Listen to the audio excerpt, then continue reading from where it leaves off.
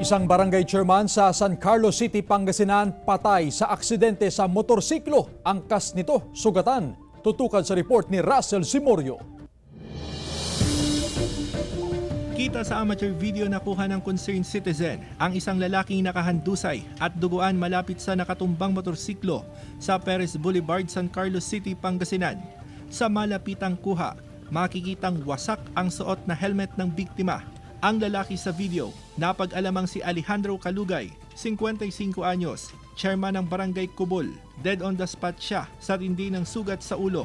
Sugatan naman at nagpapagaling sa ospital ang kinakasama ng biktima na angkas niya sa motorsiklo. Nandun na sila sir na nakandusay. Masakit. Masakit para sa amin sir kasi sila na lang yung natitira sa amin sir. Ayon sa pulisya, papunta sa City Hall ang biktima para makipagkita sa residenteng humihingi ng barangay assistance.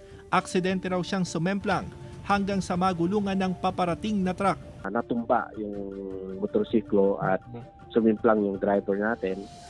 Eksakto naman padaan yung dump truck. Yung driver ay nasagasahan siya ng truck.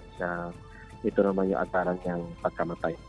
Malago siya sana sa batas. Huwag niya yung tumakbo kasi mahal na mahal namin yung kapitan dito eh. Hawak na ng pulisya ang driver ng dump truck na maharap sa kaukulang kaso. Tumangging magbigay ng pahayag ang driver ng dump truck. Si Calugay ay manunungkulan sana sa kanyang ikalawang termino bilang chairman matapos manalo ulit sa katatapos na eleksyon. Kasama si Ron Alistair Tañedo, Russell Simorio, One North Central Luzon.